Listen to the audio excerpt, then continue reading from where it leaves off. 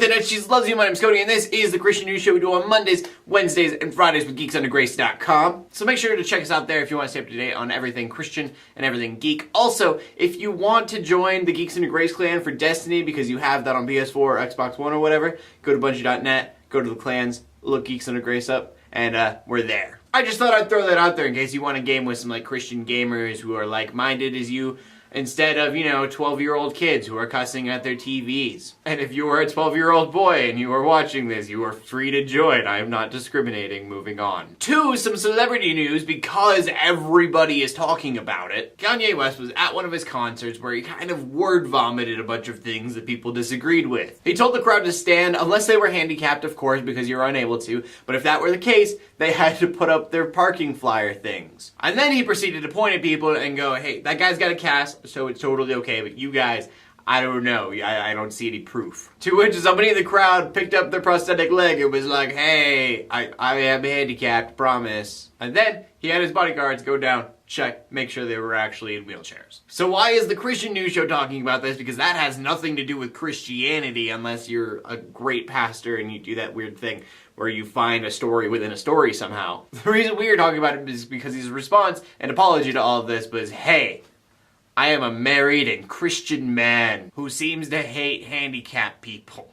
I guess I just don't understand what being a Christian and married has to do with the way he treated those handicapped people. So there's no real main point to this. It's just celebrities being celebrities. But I am glad that he claims to be a Christian, even though he's also apparently Jesus, which is another thing. And our next story is about Redskins quarterback Robert Griffin III, or RG3, I guess is what a lot of people call him. He was all ready for a press conference, and he got there, and they were like, no, you can't wear what you're wearing right now. And you'd think he'd be wearing something really bad, but he was wearing a t-shirt that says, no Jesus, no peace. It's a not of this world shirt. According to some reports, he wasn't allowed to wear it because it wasn't Nike apparel, which makes no sense because people come with suits all the time, and those suits are not Nike suits. And according to Dan Steinberg, who is the Washington Post sports blogger, he wasn't actually going against any rules at all. And what I think makes the whole thing even worse is he wasn't allowed to go change or anything, because that would have taken too much time. So they made him wear the shirt inside out, which if you look in pictures, you can see what shirt he's wearing and know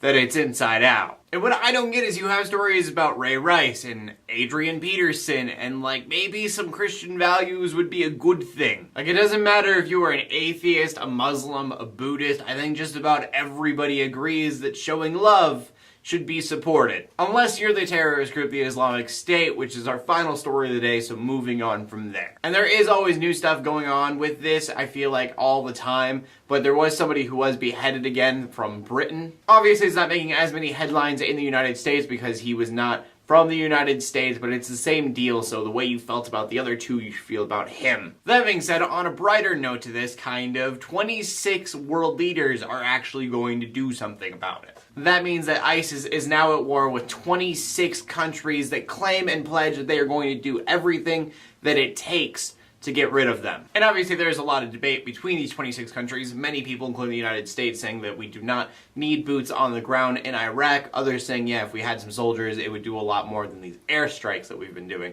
because obviously those haven't been enough. So I want to remind everyone, war is awful, and nobody should ever wish for war, but when people are being slaughtered, then sometimes it's necessary. Anyways, I just want to keep you up to date on that, and I will continue to do so, obviously, but from that we go to the question of the day. And the question of the day today is, do you believe that athletes should leave their faith out of the public, or do you think they should proclaim their faith in the public? Because I know some people say that there's no place for it in sports. I want to know what you guys have to say, though, so please leave a comment in the comment section below with your answer. Make sure you check out geeksundergrace.com. My name is Cody, Armour, bringing Christian news in a not-so-boring kind of way every Monday, Wednesday, and Friday. In closing, let the haters hate, let the Christians pray, and to everybody subscribe.